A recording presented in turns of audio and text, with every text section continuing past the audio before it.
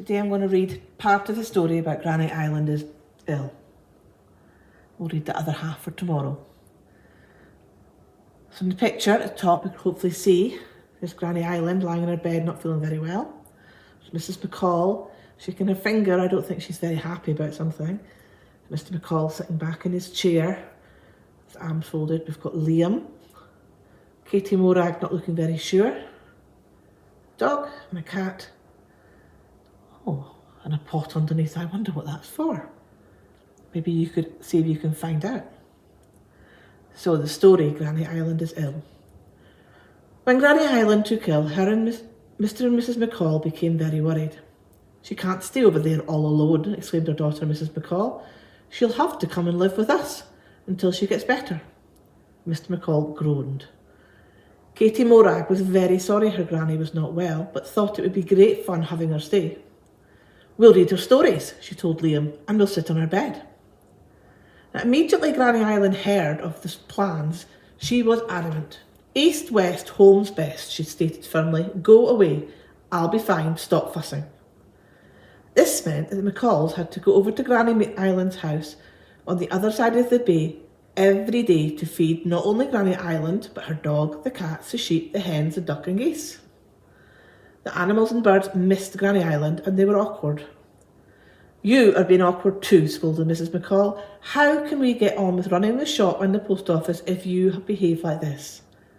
Katie Morag said she would stay and look after Granny Island. You're far too young, snapped Mrs McCall, and that was the end of that. Then Mrs McCall had an idea. Granny Mainland and Millie Big had come back to the island. The very person to take care of Granny Island, thought the McCalls. Granny Mainland had been a nurse in her younger days. Now can I go to Granny Islands and help, pleaded Katie Morag. Katie knew that the two grandmothers did not always get on too well. As long as you don't get in the way, said her mother. Now, whilst Neely was spring cleaning the village house, Grandma Mainland was intent on doing the same at Granny Islands. Dreadful mess, she muttered, and where is the hoover and the washing machine? Now, Granny Island didn't have such things. Helplessly, she watched as Grandma Mainland took over her house, fussing and cleaning. The dustbin was soon very full. As the days passed, Granny Island began to perk up. It was funny to see Granny Mainland on her hands and knees scrubbing the kitchen floor. She had to take off all her fancy clothes and jewellery. Granny Island's old slippers did not quite suit her. And when it came to feeding the animals and the birds, that was the funniest thing of all. Grandma Mainland in Wellingtons and overalls, Granny Island peeked out the bedroom window and laughed until her sides hurt. This made Granny Mainland very angry. She would come in and plump up Granny Island's pillows abruptly and give her only one biscuit with her cup of tea. When Granny Mainland was not looking, Katie Morag raided the tin and hid extra biscuits under the mattress. Where do all these crumbs come from? Fretted Granny Mainland as she swept under the bed for the umpteenth time. Katie Morag did all the best things for Granny Island, reading her stories, drawing pictures, turning the tapes on a cassette, helping with the jigsaw, and best of all, helping to eat up the biscuit and grape supplies. For the most part, everyone got on well, and Granny Island was definitely improving. Evenings were the best when Grandma Mainland sat down at last. That was when she put on her earrings and her high-heeled shoes back on and chatted lovingly to Lily Big on the phone.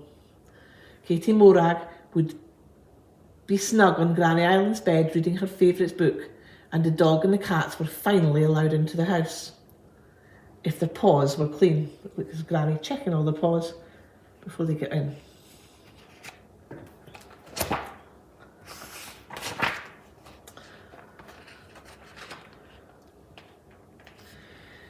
It was a time of rainbows on the island. The McCalls came over one shimmery Sunday to see how everyone was getting on. Granny Island was back on her feet. The animals and birds were happy again.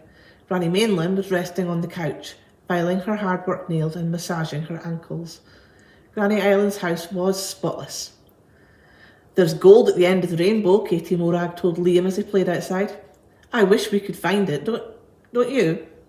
But no matter how fast they ran, they could not catch the rainbow end. It always moved on, up and over the Lady Artist's chimney, past the McMaster stable, through Mrs Bayview's greenhouse and into the deepest part of the Bonnie Loch, and then far out to sea. Mrs. McCall called them in for tea. Granny Island says she's quite better now. You and Liam can stay with her tonight. We'll take Granny Mainland back to the village. Granny Island thanked Granny Mainland for her help. She was being polite. Granny Island actually hated Grandma Mainland's fancy cooking, and even more, all her tidying. What a good mood Granny Island was in after the McCalls and Granny Mainland left. Now, let's get everything back in its place, she smiled. The dogs and cats were let in immediately and leapt to their favourite cushions.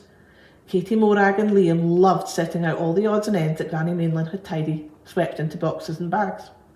At supper time, they all feasted on mince and tatties and mashed dumpshy. Can't stand that tagliatelle stuff of Granny Mainland's. Slides all over the plate, said Granny Island. I'm going to stop there just now. I'm going to set a task on the class story to go with what we've just done. We'll hear the rest of the story tomorrow morning.